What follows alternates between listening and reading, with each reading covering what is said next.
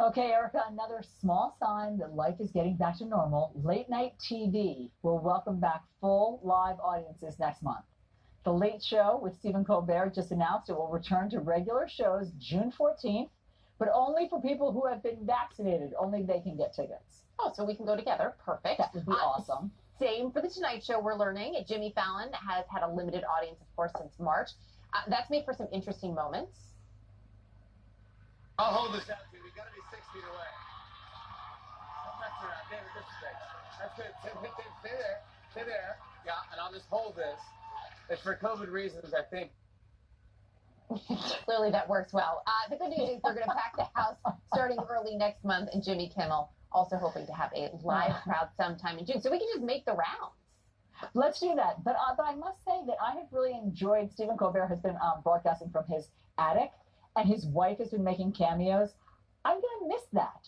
I've liked the kind of peeled back version of all of this. Maybe there's a way to keep some of that peeled back magic when they go back to the studio. Because I bet they like the unplugged version also. I mean, Jimmy Fallon did it with his kids hanging around for a while. I bet that they're going to miss some of that. Yeah, it's like, it's the real thing. It's not so bad. Yeah, it's not so bad. Okay, so you and I will go together. That'll be great. Done. The Lead with Jake Tapper starts right now.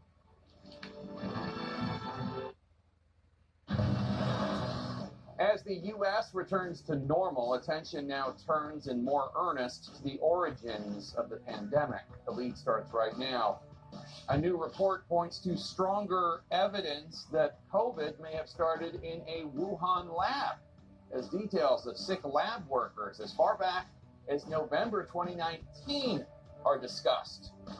Weekend of violence on the streets of America, a dozen mass shootings in 8 states, a 5-year-old among the wounded, and it could be just the beginning of a tragic and deadly summer. Plus, a deadly race, 21 runners dying at a high elevation when hail, high winds, and freezing temperatures swoop in.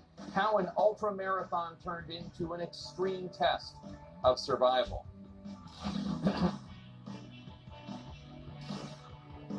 Welcome to The Lead. I'm Jake Tapper, and we start today with our health lead and a return to pre-pandemic life for many Americans. Crowded restaurants, live music, fans in the stands. America largely appearing open for business in many places as COVID cases, deaths, and hospitalizations are at their lowest point in months and continuing to trend down, and a key milestone for vaccinations. 25 states and Washington, D.C.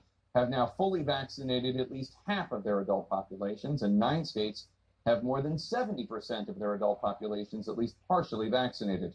This good news comes as new scrutiny begins about the origins of the deadly coronavirus. CNN has learned that a U.S. intelligence report found that several researchers at China's Wuhan lab were hospitalized in November 2019. The Chinese government had claimed to the World Health Organization that the first patient with COVID-like symptoms was discovered in December. But let's begin now with CNN's Alexandra Field and those declining case numbers in the U.S.